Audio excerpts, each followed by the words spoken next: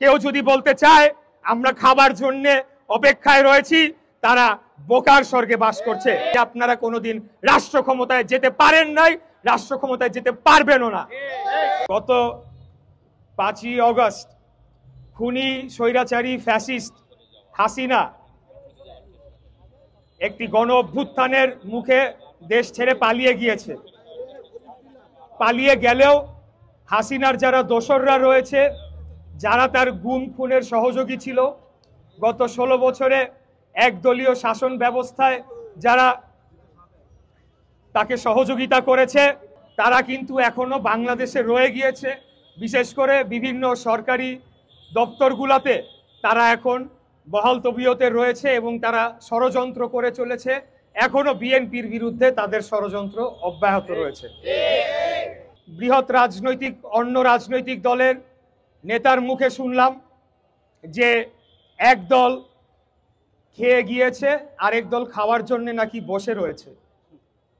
তো আমি তাদের উদ্দেশ্যে বলতে চাই যে এই ধরনের মন্তব্য করে আমাদের যে ঐক্য সৃষ্টি হয়েছিল খুনি হাসিনার বিরুদ্ধে, সেই ঐক্যকে বিনষ্ট করলে সবশেষে গিয়ে দেশ এবং জনগণেরই ক্ষতি হবে।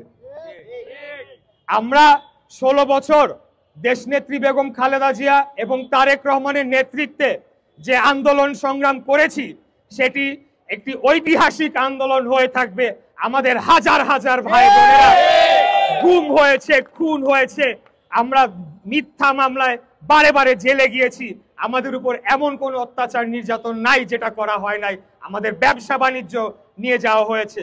সর্বশেষ আপনারা দেখেছেন গত ডামি নির্বাচনের আগে এরকম ভয়াবহ আগ্রাসী ভূমিকা এই পতিত স্বৈরাচারের পুলিশ বাহিনী করেছিল।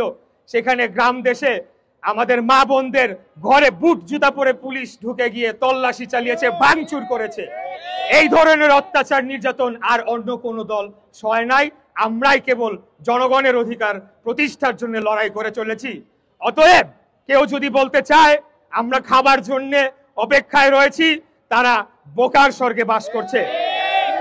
আমি বলবো যে আমাদের পেটে যতটুকু খাবার আল্লাহ ঢোকানোর ক্ষমতা দিয়েছে, আপনাদেরকেও মানুষ হিসেবে ততটুকুই দিয়েছে।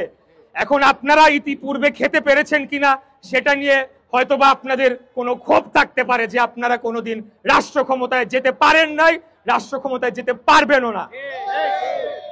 বাংলাদেশ জাতীয়তাবাদী দল বাংলাদেশের সবচেয়ে বৃহত্তম জনপ্রিয় গণতান্ত্রিক রাজনৈতিক দল। বারে বারে এই দল জনগণের ভোটে, সরাসরি ভোটে নির্বাচিত হয়ে রাষ্ট্র ক্ষমতা পরিচালনা করেছে এবং দেশকে এগিয়ে নিয়ে গিয়েছে।